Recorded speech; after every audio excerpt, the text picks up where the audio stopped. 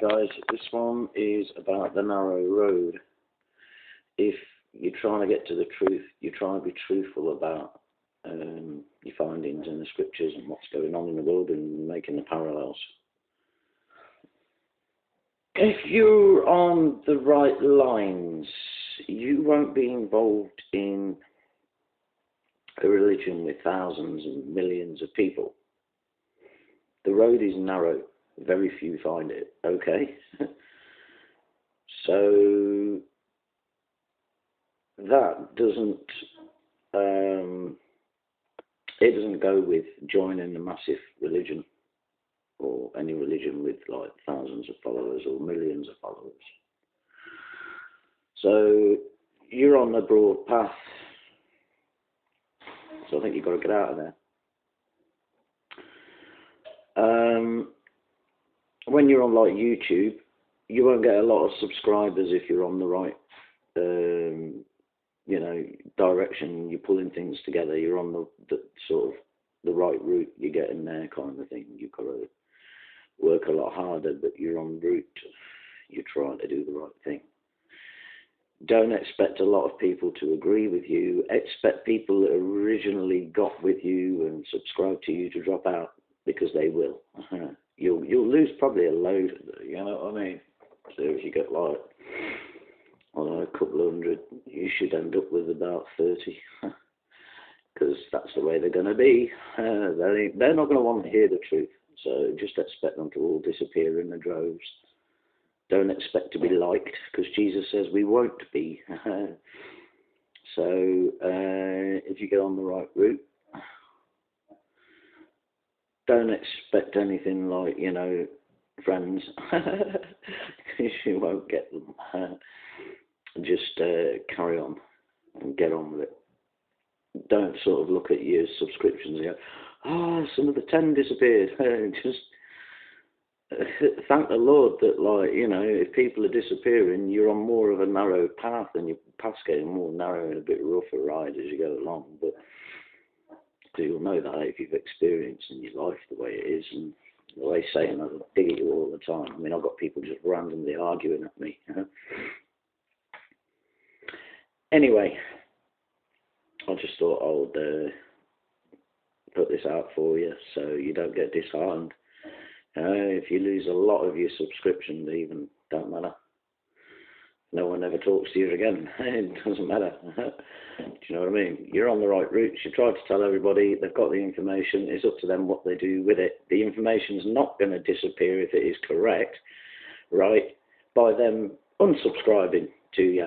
So, yeah, you can unsubscribe as much as you like, yeah? You still got the information. You know the information. So you can't deny that you've been told certain pieces of information. Anyway, unsubscribe all you like, leg it if you don't like the truth. And, I'm only reading out the Bible, so it's not me that's the truth, it's the Bible. I'm reading stuff out of the Bible. If somebody comes up with something, I go, well, that's not actually in the Bible. I mean, it's like this gun thing, Did Jesus say, go and shoot the motherfuckers in the face? No, he didn't, did he? He didn't. What are you going to do holding a gun anyway? Self-defense. Right, okay. So what are you going to do in that? You're going to shoot them, aren't you? Right, thou shalt not kill. There's a lot of Christians that have fell for this. See, all this call for the gun ban and everything, it's just to wind everybody up. So you've got talk show hosts screaming and shouting about it, and it's just to wind everybody up. It's to wind everybody up. They did it before the war anyway and confiscated all the guns. So yeah, I can see where they're coming from. It's got the sinister side. I'm not denying their reasons for it.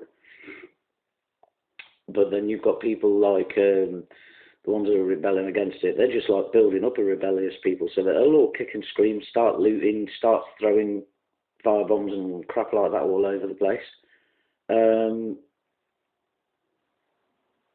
Thou shalt not kill.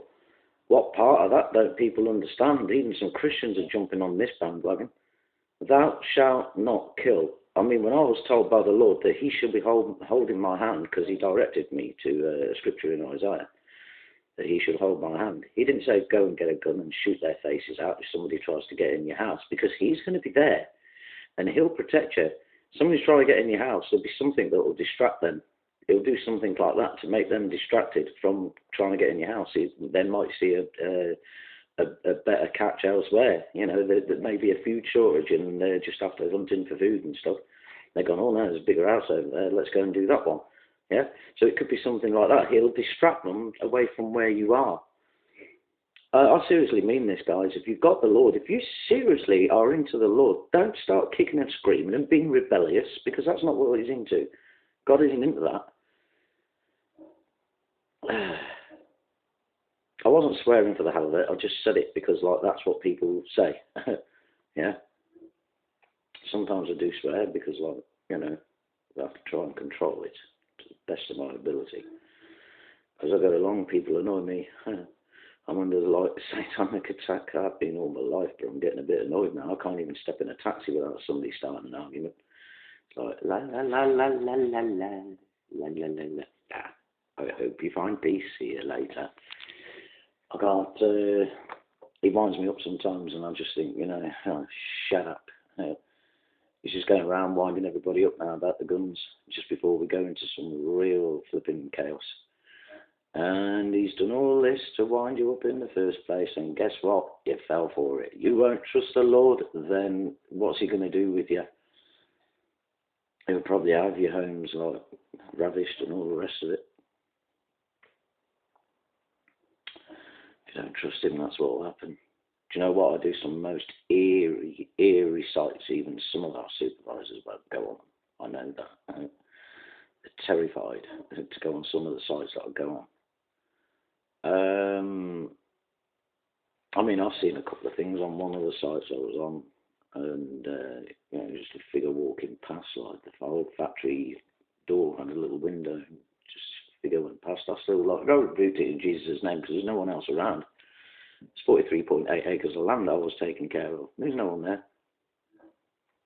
There's definitely a figure walking past, and I just said, right, I'll rebuke you in Jesus' name. I carried on looking for a cat because we had a sidecar at the time. And another time, it's right next to a national park, and you've got to walk through all, just like a pathway. Well, it's a road, but a very, very small road, and it's just got all the trees coming up like that. And you've got to go halfway down this road, get to these big iron gates and take the bar out, because people were sticking, like the kids were messing around, sticking super glue in the locks. So you have to go up there, take the bar down. When you unlock it, you've got to take it down like 5 o'clock in the morning, take it back down, like, put it in the canteen. And there was a hooded figure there to the right, and he kept on like just dodging out and like having a look at me and then going back in again. And I thought it was just a hoodie or someone, you know what I mean? But I don't know, I thought it was a bit stupid for someone to hang around that long, because like as you're walking up, you're walking quite a distance, and they just wouldn't go. They just kept on doing it. I thought, ain't you bored yet? Ain't you bored? I mean, especially at that time of the morning, who's hanging around? And you get like a lot of mist and everything up there because there's 2 lakes at the national park next to it. There's brickworks that I was at, and it's just bizarre. I'll just rebuke it in Jesus' name. I'll just get bored, and I think they get bored trying to appear in front of me now, because like, I just get bored. Especially when they appear in your room at 3 o'clock in the morning and you try and sleep. This is before I started doing the night shifts, and they just appear and stand by your bed or what have you, and it's like 3 o'clock in the morning. It's like, what the F do you want? You know what I mean? It's like, yeah, you're rebuked in Jesus' name, but you just think, well, what do you want? What do you want at 3 o'clock in the morning, just standing there, you know what I mean? What on earth do you want? What do you want? Why are you just standing there? I mean, I used to get this all the time. It was almost night after night, because my daughter got into some weird stuff. No matter what you tell her, it got worse. The more you told her, the worse it got. So she got into all those Twilight books and all that as well. She had all that sort of stuff. And, oh, no. There's a lot of evil that ran around our family. I don't know whether we were cursed or whether they just followed that way. But I had to get away from them. I was always the black sheep of the family when I was a kid. I look back and I think, yeah, I didn't agree with anything, really. My mum singing, I'm nobody's child, I'm nobody's child. Nobody loves me, I'm nobody's child. I thought, oh, I'm mature for a mother to sing that to her own kid. But that's not even the start of the problem. But anyway, I've forgiven her, but some of the things that she's done in the past has had an effect on me now. Like all my bones, they ache. They're all like flipping you know, all my bones are weak, like, you know. So, like, if you have, I'm not going to go into detail, but if you have, like, an accident, you know, it'll affect you later on in your years. You just start making you ache and everything, but, like, you know, basically I got thrown onto floors and headbanged on walls and everything, so basically she's messed up my bone structure, like, you know, when they took us to hospital, they just said my right hip's crumbling and back's just torn apart. And that was before I went in the military. I only went in the military because I didn't know what was going on at the time. I just thought I was holding my hand up and I went in there and that was it. I was a sergeant. And then I came out and realised what this whole game was and I never went back. So,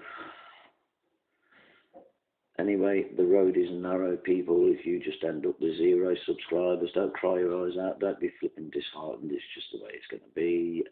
Let them go. Just wave bye-bye. See you later. I've had religions like, you know, just push me out of their church and look down on me in the street because I'm trying to tell them about like this UFO deception. It's going to cause a falling away, and they're just looking at me like, freak you out. Okay, I thought, because you're going to see it all anyway, not unless you're really old. Some of them were. Carry on looking down your noses at me, wishing you could spit your green snot at me. Carry on. Just carry on. Anyway, I thought I'd have that little bit of a rant. So, you know, there's a lot of things that religious leaders aren't telling their congregations, and this is why I'm getting, like, looked at like that and pushed about by them. And it's because they're being denied a lot of information by design. A lot of these religions all stem back to the Knights of Malta anyway. If you don't believe me, go and look it up. Don't leave any stupid messages because I haven't got the time for you or I won't even reply to you. If you've already subscribed and you disagree with anything on here, carry on, state your purpose, but don't start stamping your feet and being immature. Unsubscribe if you find it so unpleasant, because I don't care. I really don't care. I don't. I'm beyond it. I've got bigger fish to fry, serious things to deal with. Yeah, Jesus warned us about days like this. So, anyway, just always remember the road is narrow. Don't go following a pastor. Don't go following a religion. You know, just have a high regard for him and try and stick in with it. Yeah, and stop this gun nonsense, man. Stop it. We know they're doing it for the wrong reasons. You know it's going to be sinister, because either way they want martial law anyway, to be able to start gathering all the people they don't want around in their so-called society before the phoenix rises out of the ashes. Oh, well, bizarre. Anyway, I've told you, and I'll leave you with that. That's just one thought for today, and I'll probably do a couple more.